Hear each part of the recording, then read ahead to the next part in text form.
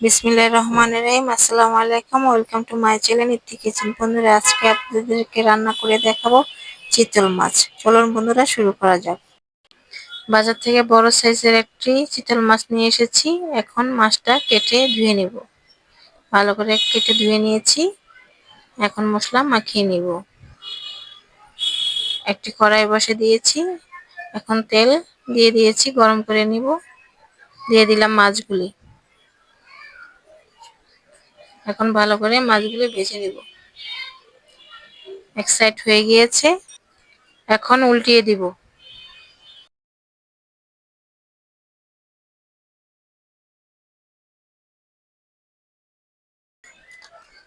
এখন মাছগুলি ভাজা হয়ে গিয়েছে, আমি উঠিয়ে নিব।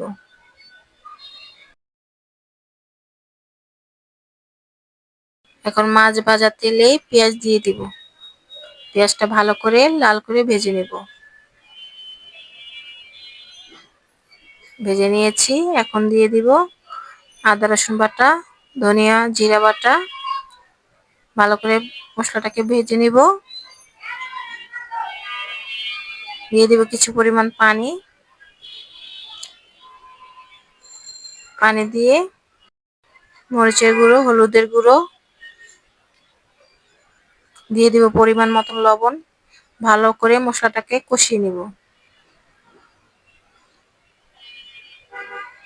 এখন আবার সামান্য পরিমাণ পানি দিয়ে দিলাম মশলাটা ভালো করে কষানোর জন্য।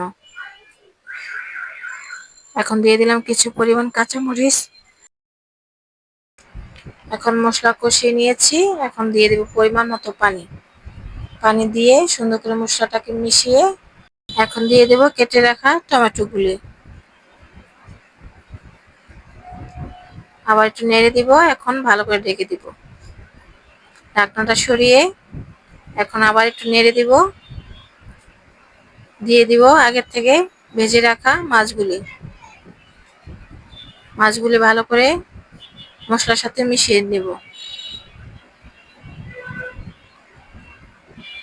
এখন আবার ঢেকে দিব। ঢাকনাটা সরিয়ে নিব। সরিয়ে আবার ভালো করে নেড়ে দিব। দিয়ে দিব স্পেশাল মশলা।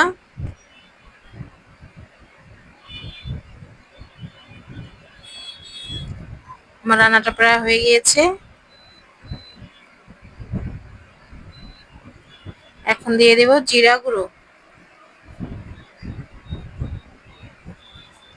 কিছু পরিমাণ জিরা গুঁড়ো দিয়ে দিলাম। দিয়ে দিব ধনিয়া পাতা।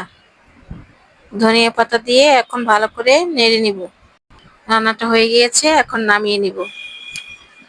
বন্ধুরা, আমার রান্নাটা যদি ভালো লেগে থাকে তাহলে লাইক, কমেন্ট, সাবস্ক্রাইব ও শেয়ার, ফলো দিয়ে আমার পাশে থাকুন। ধন্যবাদ।